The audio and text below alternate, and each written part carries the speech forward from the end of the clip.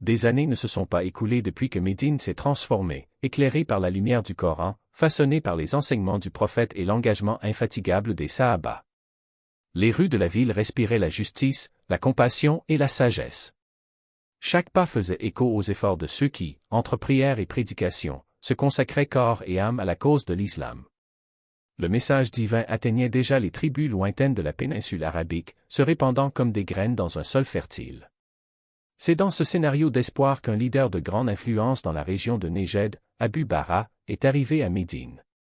Nejd, le cœur aride de l'Arabie, correspondait à ce que l'on connaît aujourd'hui sous le nom de Riyad et ses environs. Une terre aux paysages hostiles, où les déplacements étaient risqués en raison des rivalités entre tribus. Abu Bara, cependant, était respecté comme un homme de parole et de courage, un guerrier dont l'autorité s'étendait à travers ces terres inhospitalières. Lors de sa rencontre avec le messager de Dieu, il a écouté attentivement ses paroles, impressionné par la clarté du monothéisme, la force de la morale islamique et la profondeur de la justice qui émanait de chaque enseignement. Même s'il ne s'est pas converti immédiatement, quelque chose dans son cœur a été ému, une étincelle de proximité qu'il ne pouvait ignorer.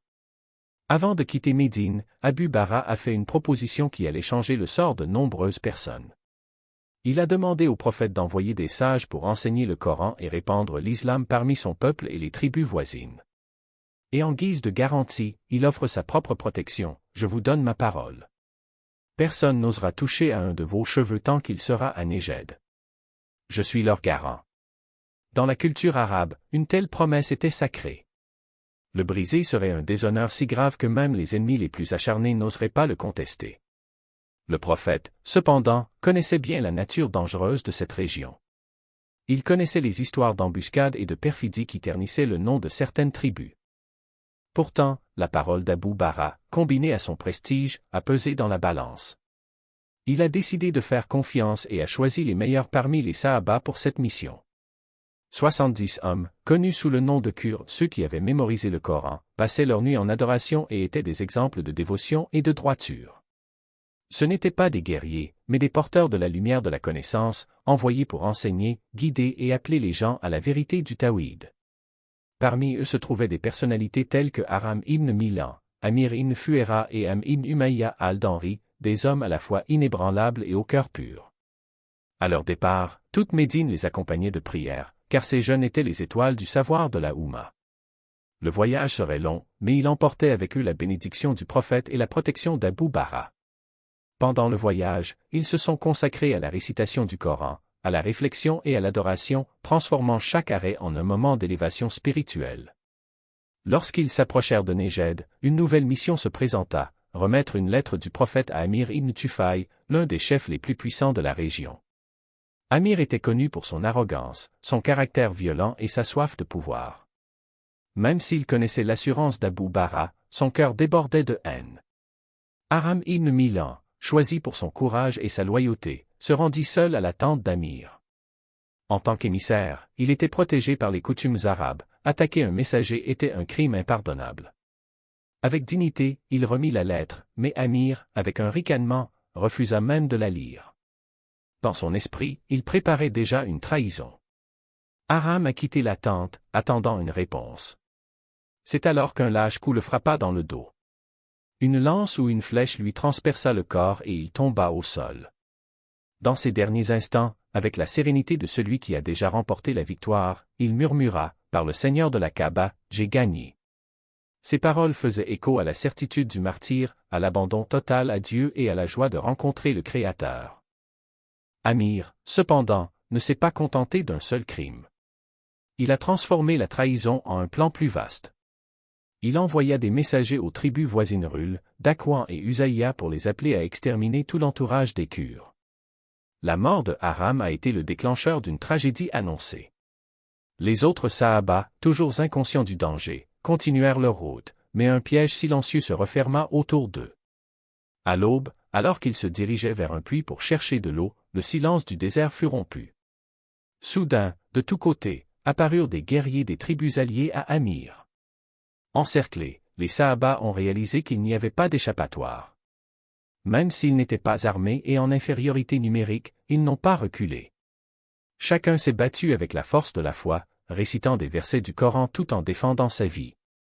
C'étaient des hommes qui avaient renoncé au plaisir de ce monde et qui affrontaient maintenant la mort avec le même dévouement avec lequel ils avaient vécu. L'un des moments les plus mémorables s'est produit lorsqu'Amir ibn Fuera a été frappé par une lance.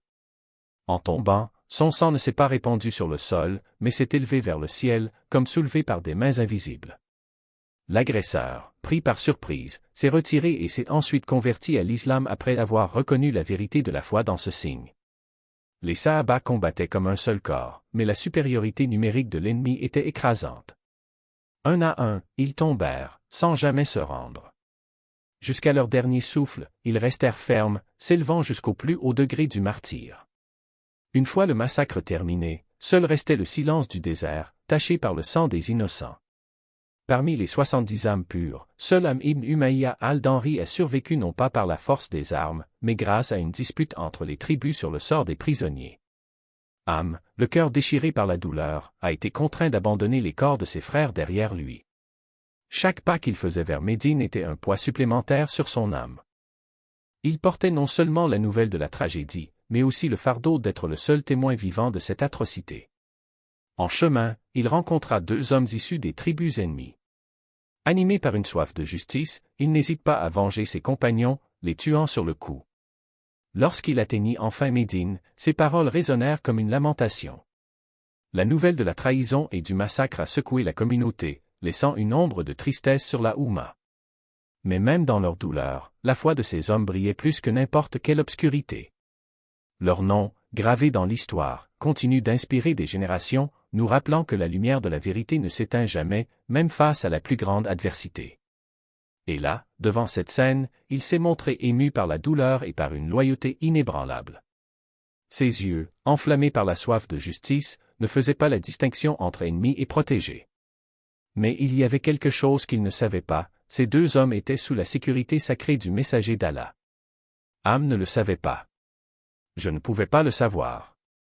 Le prophète, dans son infinie miséricorde, avait déjà tendu sur eux la main protectrice, et maintenant, sans intention, le sang de ceux qui devraient être intouchables a souillé les mains de l'un des leurs. Lorsque la nouvelle parvint à Médine, ce fut comme si un éclair divisait le ciel en 2. D'abord le deuil, 70 des compagnons les plus dévots, les plus purs, les plus brillants, arrachés à leur vie dans un lâche guet-apens. Ils étaient les gardiens du Coran, ceux qui passaient la nuit en prière, ceux qui égayaient les journées par leur foi inébranlable. Sa perte n'était pas seulement une blessure pour la Oumma, c'était un coup porté au cœur même de l'islam. Le prophète, en recevant la nouvelle, ressentit le poids de cette tragédie comme si chacun de ces jeunes était un morceau de sa propre âme. Ses yeux se remplirent de larmes et pendant des jours, la tristesse plana sur la ville comme un épais nuage. Mais il y avait plus. La mort des 2 hommes sous un homme, principe sacré et inviolable. Le prophète, qui ne tolérerait jamais qu'un protégé soit touché, même en temps de guerre, se retrouva confronté à un dilemme douloureux. Amr n'avait pas agi par méchanceté, mais par ignorance. Son intention était pure, son cœur loyal. Pourtant, le mal a été commis et le sang de ceux qui auraient dû être en sécurité réclamait justice. La trahison de Bir Mauna a résonné comme le tonnerre sur Médine. 70 âmes, 70 lumières, éteintes en un instant de trahison. C'étaient les meilleurs parmi les meilleurs, des jeunes hommes d'une foi ardente, d'un caractère sans tache, d'une dévotion qui faisait trembler les cieux.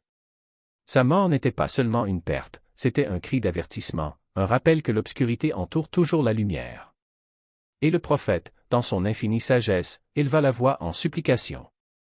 Pendant un mois entier, après chaque prière de l'aube, il levait les mains vers le ciel et invoquait la malédiction d'Allah sur les responsables. Ce fut un moment rare, presque sans précédent, où le messager de Dieu n'a pas demandé grâce, mais justice.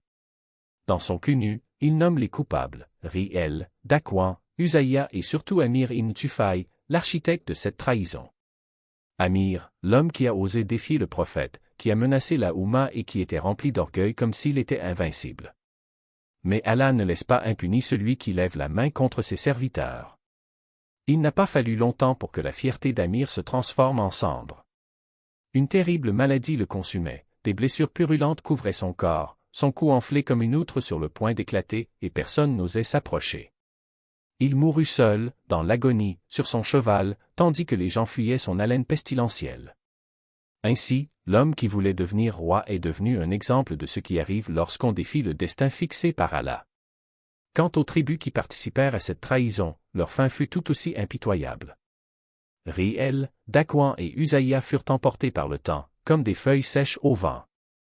Certains ont péri au combat, d'autres se sont dissous dans l'histoire, leur voix étant réduite au silence pour toujours.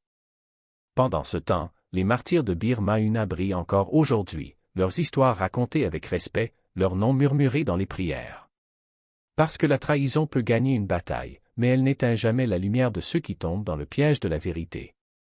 Ainsi, entre l'arme et le son, la Oumma a appris que la foi ne se mesure pas à l'absence d'épreuves, mais à la force de se relever après elle. Que la justice d'Allah est lente mais n'échoue jamais. Et que, même dans les moments les plus sombres, la lumière des martyrs continue de guider les pas de ceux qui viennent après.